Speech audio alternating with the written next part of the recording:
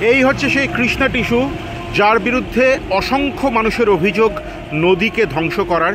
এই হচ্ছে কৃষ্ণা টিস্যুর সেই কৃষ্ণা টিস্যু প্রাইভেট লিমিটেড, এই হচ্ছে তাদের মেন গেট।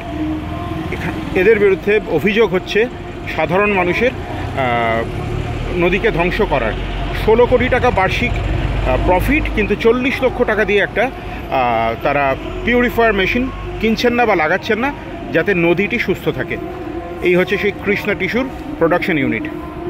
নদীকে কেন্দ্র করে যে একটা বাস্তুতন্ত্র গড়ে ওঠে, একটা সভ্যতা গড়ে ওঠে, সবটাই নষ্ট হয়ে যাচ্ছে। পুঁজির করাল গ্রাস, এই অসভ্যতা, এই নোংরামির চূড়ান্ত।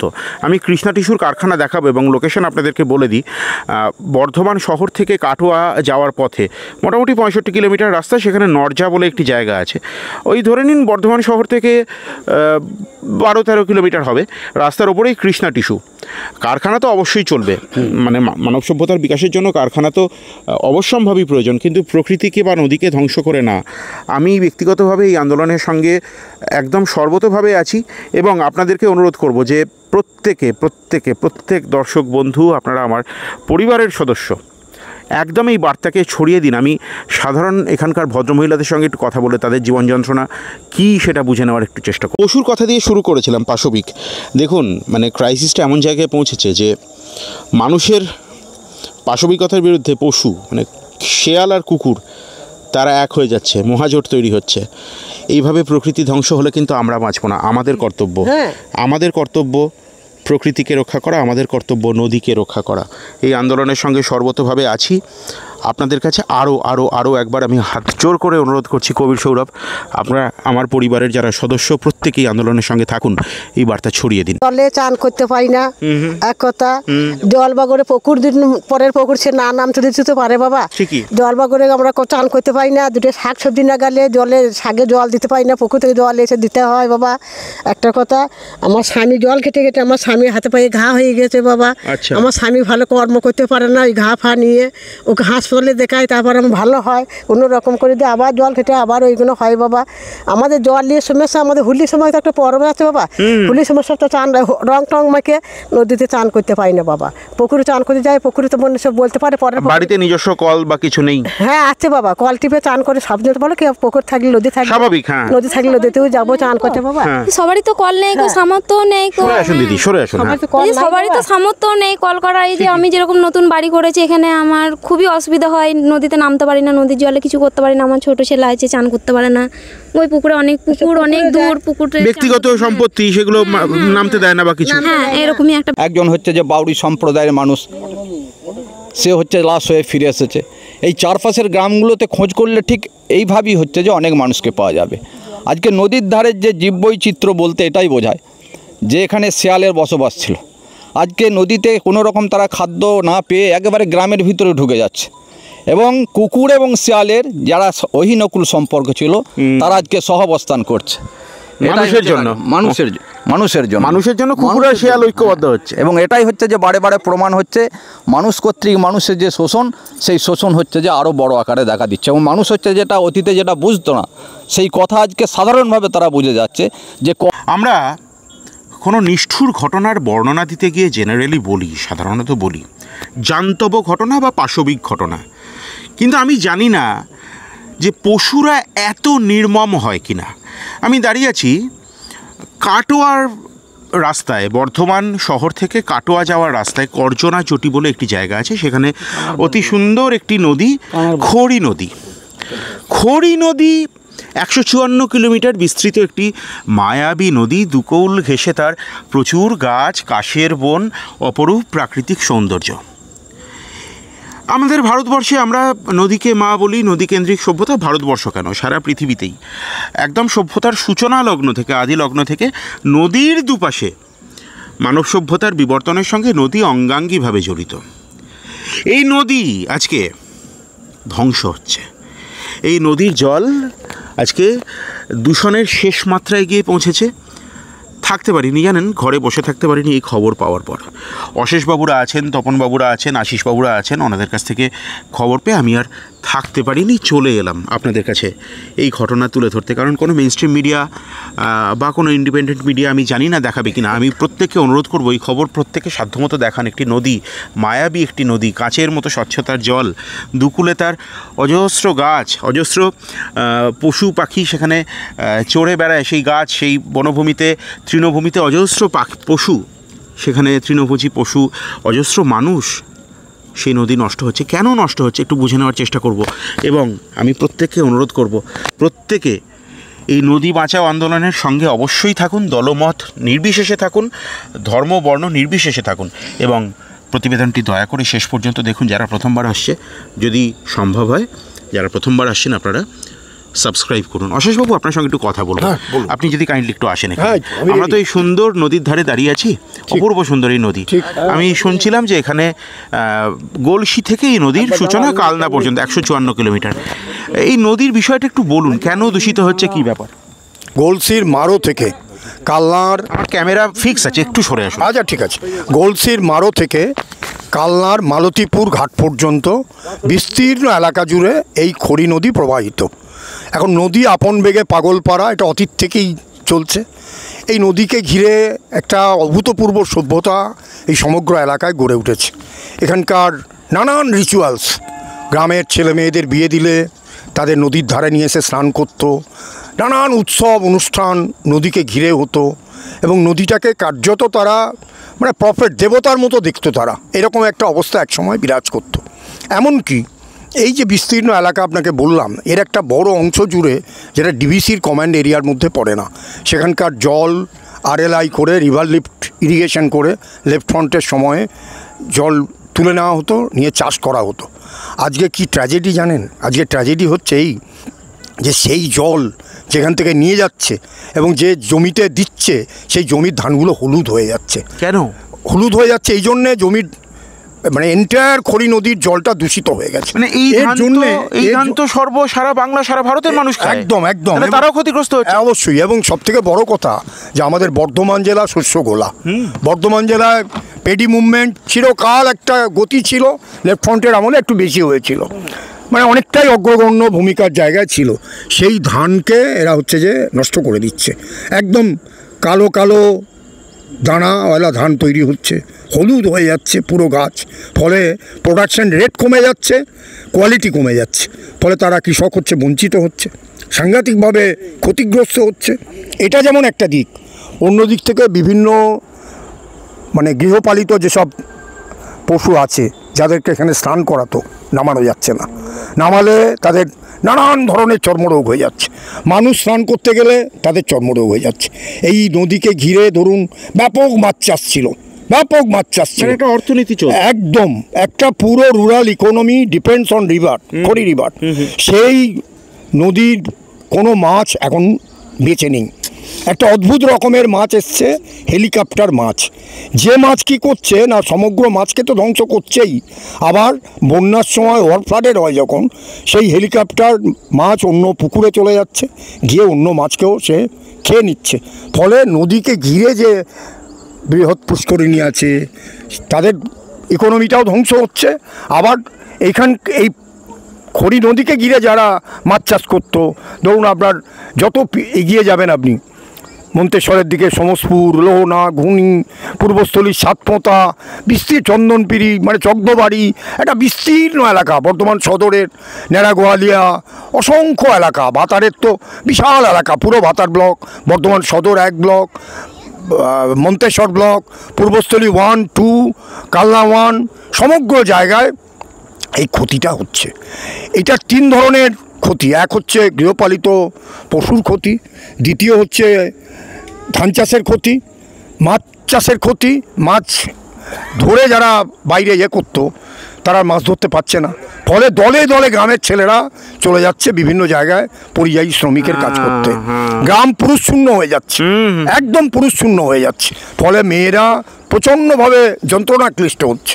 আমরা যখন ওই সব গ্রামে যাই আমরা দেখেছি লোহনায় এক বালিকা বধূ এখানে তো একটা সুন্দর আশ্রম রয়েছে। আছে এখানেও আছে। তো বালিকা বধূ হাউ হাউ করে কাঁদছে, বলছে আপনারা কারা। প্রথম তার আইডেন্টিটি জানতে চাইছে।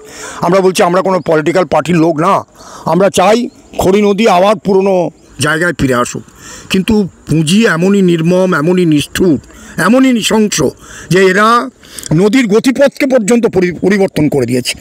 নদীর গতিপথ বর্ধমান সদরে যে জায়গায় ছিল সেখান থেকে ঘুরিয়ে তারা তাদের মতো করে অন্য জায়গায় করে দিয়ে বাদ দিয়ে একদম। ফলে প্রাকৃতিক একটা অত্যাচার, ফিজিক্যাল ভয়ঙ্কর রকমের একটা অপারেশন। আর নদীর গতিপথ পরিবর্তন করা মানে তার অ্যাডভার্স এফেক্ট আছে, আপনি বোঝেন। স্বাভাবিকভাবেই এখানকার কৃষক, এখানকার মানুষ কারা করছে এটা, পুরোটা করছে হচ্ছে কৃষ্ণা টিস্যু পেপার মিল। এবার এই বিষয়টা আপনাদের কাছে একটু নিয়ে আসা দরকার। এতক্ষণ আপনারা যারা শুনলেন যে নদী কীভাবে ক্ষতিগ্রস্ত হচ্ছে, আমি ইমোশনাল সাইডটা সরিয়ে রাখলাম, প্র্যাকটিক্যাল এবং ইকোনমিক দিকটা নিয়ে এলাম।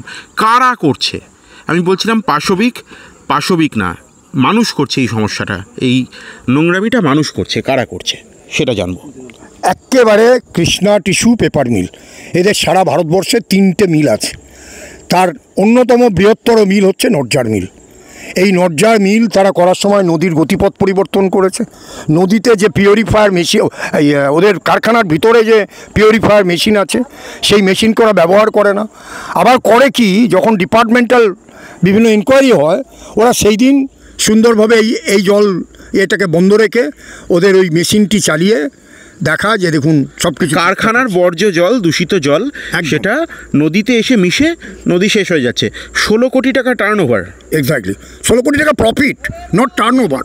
প্রফিট 16 কোটি টাকা প্রফিট সারা বছরে, যেখানে 40 লক্ষ টাকা প্রয়োজন গোটাটাকে পিউরিফায়ার মেশিন দিয়ে পিউরিফাই করে। 16 কোটি টাকা প্রফিট সারা বছরে এবং 40 লক্ষ টাকা দিয়ে পিউরিফাই করা যায়, কিন্তু সেটা তারা করছেন না করে এই এলাকার জীবন জীবিকা সমস্ত কিছু ক্ষতিগ্রস্ত হচ্ছে।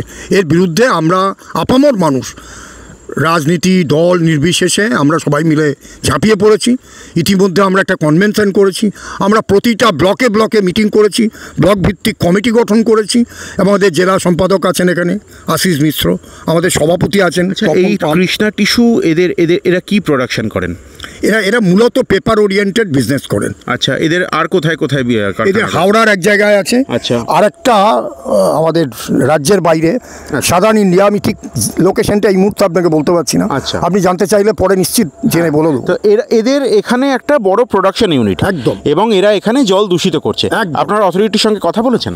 আমরা অথরিটিকে বহুবার রিকোয়েস্ট করেছি, তারা কোনোভাবেই এসব ব্যাপারে পাত্তা। প্রশাসনের কি ভূমিকা? প্রশাসনের ভূমিকা ভালো বলতে পারবো না। আমরা ওই জন্যই ঠিক করেছি যে বিডিও লেভেল, গ্রাম পঞ্চায়েত লেভেল, জেলা অ্যাডমিনিস্ট্রেশন সর্বত্র আমাদের এই খড়ি নদী বাঁচাও, জীবন জীবিকা বাঁচাও কমিটির পক্ষ থেকে আমরা ডেপুটেশন দেবো, এজিটেশন দেবো। দরকার হলে ওখানে আমরা একবারে ফাইট টু ফিনিশ ডিএমের চেম্বারের সামনে বসে থাকবো, ঘন্টার পর ঘন্টা বসে থেকে এর একটা ফাইট টু ফিনিশ করতে চাই। তারপরে প্রয়োজনে আমরা এই কৃষ্ণা টিস্যু পেপার মিলকে আমরা একদম ঘিরে রেখে দেবো।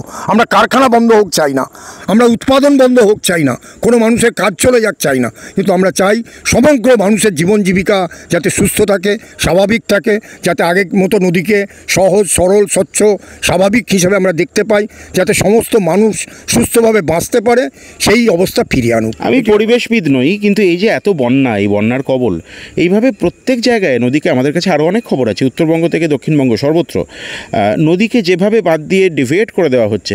এবং এটা শুধুমাত্র বাংলা বলে না, এটা অনেক জায়গায়, উত্তরপ্রদেশে হচ্ছে, এটা উত্তরাখণ্ডে হচ্ছে, আমি নিজে গিয়ে দেখে এসেছি। স্বাভাবিকভাবেই তো প্রাকৃতিক ভারসাম্য নষ্ট হবে এবং সেখানে বন্যা হওয়া অবশ্যম্ভাবী। আমি এখানে অশেষবাবুর সঙ্গে কথা বললাম এবং এখানে আশিসবাবু আছেন, আশিসবাবুর সঙ্গে একটু কথা বলার চেষ্টা করবো। আশিসবাবু একটু যদি সরে আসেন, আমার ক্যামেরা ফিক্স আছে এখানে। হ্যাঁ, তো আপনাদের কি আন্দোলন, কিভাবে আপনারা চালাচ্ছেন? ব্যাপারটা হচ্ছে যে আমার দাদা অশেষ দা সবটাই বললো, যেটা হচ্ছে গিয়ে আমরা একদম ভাতার ব্লক, বর্ধমান 1 ব্লক, মন্তেশ্বর এবং পূর্বস্থলী, এই 3টে ব্লক নিয়ে আমরা একটা খড়ি নদী জীবন জীবিকা বাঁচাও কমিটি আমরা তৈরি করেছি, যেটা হচ্ছে গিয়ে এবং সাধারণ মানুষকে নিই। খড়ি নদীর যে আগে একটা রূপ ছিল স্বচ্ছ জল, এই জল নিয়ে মাঠে চাষ হতো। নদী যখন বর্ষাকালে উপচে যেত এবং পলি পড়ে যাওয়ার পরেতে যে চাষিরা যে রবি চাষ করত আলু সর্ষে সেটা বন্ধ হয়ে গেছে। এবং আমাদের চৈত্র মাসের যে একটা পরব গাজন উৎসব হতো আমার বর্ধমান ওয়ান ব্লকের পাড়ুই গ্রামে, এই নদীতে স্নান করে তারা একটা হিন্দু ধর্মের যেটা প্রণাম খাটার রেওয়াজ আছে ওটা ছিল, ওটা বন্ধ হয়ে গেছে। নদীর ধার দিয়ে কেউ যেতে পারে না। এবং যেটা হচ্ছে কি পূর্বস্থলী লহনা ওইদিকে যে যারা মাছ ধরে জীবিকা অর্জন করতো তাদের জালগুলো আজকে মাছায় উঠে গেছে, যেটা হচ্ছে তারা বাইরে চলে গেছে কাজ করতে। এরকম একটা নদীর পরিস্থিতি তৈরি হয়েছে এবং যেটা হচ্ছে গিয়ে হাজার হাজার মানুষের ক্ষতি হচ্ছে, গরু বাছুর থেকে শুরু করে মানুষের পায়ে ঘা। এই সমস্ত ক্ষতির জন্যে আমরা সাধারণ মানুষকে নিয়ে একটা বৃহৎ আন্দোলনের জায়গায় যেতে চাইছি, যেটা হচ্ছে গিয়ে মানুষ আমাদের সঙ্গে আছে, মানুষকে আমরা ভাবিয়েছি যেটা বন্ধ করতে হবে। এবং বন্ধ না করলে যেটা হচ্ছে আগামী দিনে চাষবাস এবং যারা জীবিকা অর্জন করে তাদের জীবিকা উঠে যাবে। এবং আপনি জানেন যেটা হচ্ছে গিয়ে আমাদের পৌষ সংক্রান্তিতে একটা মেলা উৎসব হয় নদীর ধারে ধারে, সেখানে কিছু ব্যবসাদার জিনিস নিয়েছে বেচাকেনা করে তারা জীবিকা অর্জন করে, সেটাও বন্ধ হওয়ার পথে। নদীতে একটা মকর চানের ব্যাপার ছিল পৌষ সংক্রান্তিতে, সেটা বন্ধ। মানে ধর্মীয় ব্যাপার, আর্থিক অর্থনৈতিক ব্যাপার সবটাই বন্ধর পথে। কাজে আমরা এই 3-4টে ব্লকের সাধারণ মানুষকে নিয়ে আমরা একটা বৃহৎ আন্দোলনের পথে যাব। এই কালো জল কৃষ্ণা টিস্যুর মালিককে বন্ধ করতে হবে। কারখানা চলবে, কারখানার আমাদের ঘরের ছেলেরাই ওখানে দিয়ে জীবিকা অর্জন করছে। পিউরিফাই করলেই তো হয়ে যায়, কিন্তু সেটা করছে না কেন? আমরা ওই পিউরিফাই করতে হবে, এর জন্যই আমাদের আন্দোলন। স্বচ্ছ জল নদী দিয়ে পার করুক এবং আমাদের বক্তব্য হচ্ছে খড়ি নদীর আগের রূপ ফিরিয়ে দিতে হবে, এই হচ্ছে আমার বক্তব্য। তপনবাবুর সঙ্গে একটু কথা বলবো। তপনবাবু আপনি আছেন? তপনবাবু, অ্যাকচুয়ালি আমরা এখানে ক্যামেরা আমার ফিক্স করা আছে, যার জন্য হয়তো দর্শকের একটু অসুবিধা হবে, আপনি কাইন্ডলি একটু সরে আসুন। এখানে তো শুনছিলাম সবটাই, আপনি বলুন সাধারণ মানুষ কি এই আপনাদের এই আন্দোলনের সঙ্গে আছেন? বুঝতে পারছেন সাধারণ মানুষ আমাদের এখানে ভদ্র মহিলাদের সঙ্গে আমি একটু কথা বলতে যদি চাই একটু, তাহলে আমি ভদ্র মহিলাদের সঙ্গে একটু কথা বলবো, আপনাদের বক্তব্য একটু শুনি। আমার বক্তব্য হচ্ছে খড়ি নদী আগে যেটা পজিশন ছিল, এখন কৃষ্ণা টিস্যু নর্জাম মোড়ে কৃষ্ণা টিস্যু পেপার মিল হওয়ার পরিপ্রেক্ষিতে যা দূষিত জল বর্জ্য জল যা ফেলছে এবং তার 3টে পাইপ করা আছে, আমরা সমস্ত দেখিয়ে দিয়েছি। এবং মানে গরু বাছুর ছাগল এই নদীর জলে করতে পারে না, খেতে পারে না। আচ্ছা, আমাদের নামলে জল শোধ করলে আগে তো ভাত হতো এই জলে, পরিষ্কার সাদা জলে ভাত হতো। এবং আমাদের এখানে খড়িতে এখানে নরজাতি পৌষ পার্বণ মেলা হতো, প্রচুর ধুমধাম হতো, কিন্তু এখন সেসব নষ্ট হয়ে যাচ্ছে। এখন অর্থনৈতিক এবং প্রশাসনকে আপনারা জানিয়েছেন? প্রশাসনকে জানিয়েছি, দেখবো। এই পঞ্চায়েত কি পঞ্চায়েতকে বলা হয়েছে, পঞ্চায়েত বলছি দেখবো, এর থেকে আর কিছু বলার নেই। আবার এখানকার যা পরিস্থিতি, আমাদের এলাকার যত মাছ ধরা মাছ সব নষ্ট হয়ে গেছে, মাছ একটা নেই। যেমন কি পোকামাকড়, জলের পোকামাকড় নষ্ট হয়ে যাচ্ছে, এত দূষিত। মানে নদীকে কেন্দ্র করে যে একটা বাস্তুতন্ত্র গড়ে ওঠে, একটা সভ্যতা গড়ে ওঠে, সবটাই নষ্ট হয়ে যাচ্ছে। পুঁজির করাল গ্রাস, এই অসভ্যতা, এই নোংরামির চূড়ান্ত। আমি কৃষ্ণা টিস্যুর কারখানা দেখাবো এবং লোকেশন আপনাদেরকে বলে দিই। বর্ধমান শহর থেকে কাটোয়া যাওয়ার পথে মোটামুটি 65 কিলোমিটার রাস্তা, সেখানে নরজা বলে একটি জায়গা আছে। ওই ধরে নিন বর্ধমান শহর থেকে 12-13 কিলোমিটার হবে, রাস্তার ওপরেই কৃষ্ণা টিস্যু কারখানা। তো অবশ্যই চলবে, মানে মানব সভ্যতার বিকাশের জন্য কারখানা তো অবশ্যম্ভাবী প্রয়োজন, কিন্তু প্রকৃতিকে বা নদীকে ধ্বংস করে না। আমি ব্যক্তিগতভাবে এই আন্দোলনের সঙ্গে একদম সর্বতোভাবে আছি এবং আপনাদেরকে অনুরোধ করব যে প্রত্যেক দর্শক বন্ধু, আপনারা আমার পরিবারের সদস্য, একদম এই বার্তাকে ছড়িয়ে দিন। আমি সাধারণ এখানকার ভদ্রমহিলাদের সঙ্গে একটু কথা বলে তাদের জীবন যন্ত্রণা কী সেটা বুঝে নেওয়ার একটু চেষ্টা করব। এখানে একজন অত্যন্ত গুরুত্বপূর্ণ মানুষের সঙ্গে এখানে কথা বলে নেব, সেটা ক্ষেতমজুর ইউনিয়নের পূর্ব বর্ধমান জেলা কমিটির যিনি সম্পাদক। কারণ ক্ষেতমজুর একদম প্রান্তিক মানুষ এবং প্রাণ বলা যায় গ্রাম বাংলার, তাদের ছাড়া একটা মুহূর্ত আমাদের চলে না। তাদের জীবন যন্ত্রণা কী, নদীকে কেন্দ্র করে তাদের কী সমস্যা হচ্ছে, সবটা বুঝে নেওয়ার চেষ্টা করব। আপনি যদি কাইন্ডলি একটু বলেন কী সমস্যা হচ্ছে। দেখুন, এই নদীকে কেন্দ্র করে অতীতে এই নদী যেহেতু নদীমাতৃক রাজ্য, নদীমাতৃক দেশ, স্বাভাবিকভাবেই এই নদীকে কেন্দ্র করে মানুষের হচ্ছে নদীর চারপাশের যে সমস্ত প্রকৃতি, সেই প্রকৃতি আজ ধ্বংস হয়ে গেছে। এবং শুধুমাত্র প্রকৃতি নয়, নদীর চারপাশে যে সমস্ত জীবজন্তুরা বাস করত, জীববৈচিত্র্য, তারও হচ্ছে যে বিরাট একটা পরিবর্তন। ক্ষেত মজুরদের কী সমস্যা হচ্ছে?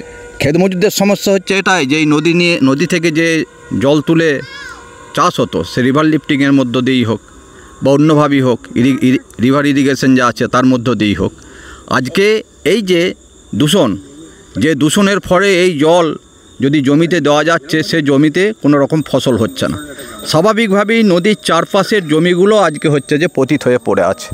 আর এই জমি পতিত হয়ে পড়ে থাকা মানে গোটা এলাকার ক্ষেত মজুররা তারা কাজ থেকে বঞ্চিত হচ্ছে, কাজের সন্ধানে তারা অন্য রাজ্যে যাচ্ছে, অন্য দেশে চলে যাচ্ছে এবং সেখানে কেউ কেউ লাশ হয়ে ফিরে আসছে। তাই এবং একবারে নির্দিষ্টভাবে নদীর ধারে বসবাস করা কুবাজপুর গ্রামের একজন হচ্ছে যে বাউরি সম্প্রদায়ের মানুষ, সে হচ্ছে লাশ হয়ে ফিরে এসেছে। এই চারপাশের গ্রামগুলোতে খোঁজ করলে ঠিক এইভাবেই হচ্ছে যে অনেক মানুষকে পাওয়া যাবে। আজকে নদীর ধারের যে জীববৈচিত্র্য বলতে এটাই বোঝায় যে এখানে শেয়ালের বসবাস ছিল। আজকে নদীতে কোনো রকম তারা খাদ্য না পেয়ে একেবারে গ্রামের ভিতরে ঢুকে যাচ্ছে এবং কুকুর এবং শেয়ালের যারা অহিনকুল সম্পর্ক ছিল তারা আজকে সহাবস্থান করছে মানুষের জন্য কুকুর আর শেয়াল ঐক্যবদ্ধ হচ্ছে এবং এটাই হচ্ছে যে বারে বারে প্রমাণ হচ্ছে মানুষ কর্তৃক মানুষের যে শোষণ, সেই শোষণ হচ্ছে যে আরও বড় আকারে দেখা দিচ্ছে এবং মানুষ হচ্ছে যেটা অতীতে যেটা বুঝতো না সেই কথা আজকে সাধারণভাবে তারা বুঝে যাচ্ছে যে কর্পোরেট পুঁজি গোটা দেশকে, গোটা এমনকি নিজের গ্রামকে, সমাজকে হচ্ছে যে শোষণের জায়গায় নিয়ে গেছে, তা প্রমাণিত হয়ে যাচ্ছে। অত্যন্ত গুরুত্বপূর্ণ কিছু প্রসঙ্গ উঠে এলো, কীভাবে কুকুর এবং শিয়াল এক হয়ে যাচ্ছে, মানুষের বিরুদ্ধে একজোট হচ্ছে, মহাজোট। এখানকার স্থানীয় ভদ্রমহিলাদের সঙ্গে একটু কথা বলার চেষ্টা করব। একদম গ্রামের মায়েদের সঙ্গে একটু কথা বলে নেব এখানে। আচ্ছা মা, বলুন তো, এখানে আপনাদের নদীকে কেন্দ্র করে যে এত সমস্যা শুনলাম, ওনারা তো আন্দোলন করেন, আপনারা তো গ্রামের গৃহবধূ, কি সমস্যা আপনাদের হচ্ছে মা? আমাদের বাবা জলে চান করতে পারি না, এক কথা। জল বাগরে পুকুর পরের পুকুর সে না নামতে দিতে পারে বাবা, জল বাগরে আমরা চান করতে পারি না। দুটো শাক সবজি না গেলে শাকে জল দিতে পারি না, পুকুর থেকে জল এসে দিতে হয় বাবা, একটা কথা। আমার স্বামী জল খেতে খেতে আমার স্বামীর হাতে পায়ে ঘা হয়ে গেছে বাবা। আমার স্বামী ভালো কর্ম করতে পারে না, ওই ঘা ফা নিয়ে ওকে হাসপাতালে দেখায়, তারপর আমার ভালো হয়, কোনো রকম করে দিয়ে আবার জল খেতে আবার ওইগুলো হয় বাবা। আমাদের জল নিয়ে সমস্যা, আমাদের হোলির সময় তো একটা পর্ব আছে বাবা, হোলির সমস্যা তো চান রং টং মাকে নদীতে চান করতে পারি না বাবা। পুকুরে চান করতে যাই, পুকুরে তো মনে সব বলতে পারে পরে। বাড়িতে নিজস্ব কল বা কিছু নেই? হ্যাঁ আছে বাবা, কল টিপে চান করে সব যেতে বলো কি, পুকুর থাকলে নদী থাকলে স্বাভাবিক, হ্যাঁ নদী থাকলে নদীতেও যাবো চান করতে বাবা। সবারই তো কল নেই, সামর্থ্য নেই, সরে আসুন দিদি, সরে আসুন। সবারই তো সামর্থ্য নেই কল করার। এই যে আমি যেরকম নতুন বাড়ি করেছি, এখানে আমার খুবই অসুবিধা হয়, নদীতে নামতে পারি না, নদীর জলে কিছু করতে পারি না। আমার ছোট ছেলে আছে, চান করতে পারে না, ওই পুকুরে অনেক পুকুর, অনেক দূর পুকুরে ব্যক্তিগত সম্পত্তি, সেগুলো নামতে দেয় না বা কিছু। হ্যাঁ এরকমই একটা ব্যাপার আছে। আমরা কিছু এগুলো মানে নদীতে কিছু করতে পারি না, পড়ে আছি বাবা নদী ধারে, বহু কষ্টের উপর পড়ে আছি বাবা। এই ঘরটা করে এখন নতুন ঘর করেছি, এখন সেরকম কিছু করতেই পারি না। আপনারা এই যে আন্দোলন হচ্ছে, এই আন্দোলনের সঙ্গে আছেন নাকি? হ্যাঁ, নদী যখন ব্যবহার করতে পারছি না, নিশ্চয়ই আছি। তো আপনারা পঞ্চায়েত যারা ভোটের সময় যখন আসে নেতারা বা কিছু, তাদেরকে বলেন না? আগে তো এরকম তো কিছু হয়নি গো। হ্যাঁ এখন এসেছে, আপনারা এসেছেন, তাই মানে না, তাদেরকে বলেন না যে এই নদী পরিষ্কার করুন বা কিছু, এগুলো বলেন না? না, তখন কেউ ওই নিয়ে কথা ওঠে নেই, তাই কোনোদিন কিছু বলা হয়নি। আচ্ছা, কিন্তু কারখানার মালিক এদের সঙ্গে যদি কথাবার্তা হয়, এখানে যারা নদী বাঁচাও, জীবন জীবিকা বাঁচাও কমিটি আছে, তাদের সঙ্গে আপনারা আছেন তো? হ্যাঁ হ্যাঁ হ্যাঁ আছেন তো। আচ্ছা, তাহলে আপনারা তো আগে শুনেছি, আপনি তো বয়স্ক মানুষ, এখানে ভাতও নাকি রান্না হতো নদীর জলে? নদী জল নিয়ে খাইছি, জল মাঠে কাজে গেছি, মাঠে কাজে গিয়ে জলের টেস্টাই মরে যাচ্ছি। নদী জল হাফ হাফ করে দু হাতে করে খেয়ে বাড়ি আইছি। এখন তো ছোঁয়া যায় না। এখন ছোঁয়া যায় না মানে এখন সেই মানুষের সর্দি গরম হলে নাকে পোটা যেমন জলের ভেতর, তারপর তার পা দিতে পারি না, খেতেও পারি না জল। আমার গরু ছাগলকেও খাওয়াতে পারি না, এত নোংরা জল খাওয়াতে পারি না। কি বলবো বাবা, কিছু বলার আর নাই আমাদের। যদি শাক সবজি না গাই ওই জল দিতে পারি না, কত কষ্ট। আমার মেশিনে সব আটকে যায় জলে, একটু জল বালতি জল তুলে নিয়ে আনতে পারি না বাবা, কত কষ্ট হয় বাবা। পশুর কথা দিয়ে শুরু করেছিলাম পাশবিক। দেখুন, মানে ক্রাইসিসটা এমন জায়গায় পৌঁছেছে যে মানুষের পাশবিকতার বিরুদ্ধে পশু, মানে শেয়াল আর কুকুর, তারা এক হয়ে যাচ্ছে, মহাজোট তৈরি হচ্ছে। এইভাবে প্রকৃতি ধ্বংস হলে কিন্তু আমরা বাঁচব না। আমাদের কর্তব্য প্রকৃতিকে রক্ষা করা, আমাদের কর্তব্য নদীকে রক্ষা করা। এই আন্দোলনের সঙ্গে সর্বতোভাবে আছি। আপনাদের কাছে আরও একবার আমি হাত জোর করে অনুরোধ করছি, কবির সৌরভ, আপনারা আমার পরিবারের যারা সদস্য প্রত্যেকেই আন্দোলনের সঙ্গে থাকুন, এই বার্তা ছড়িয়ে দিন।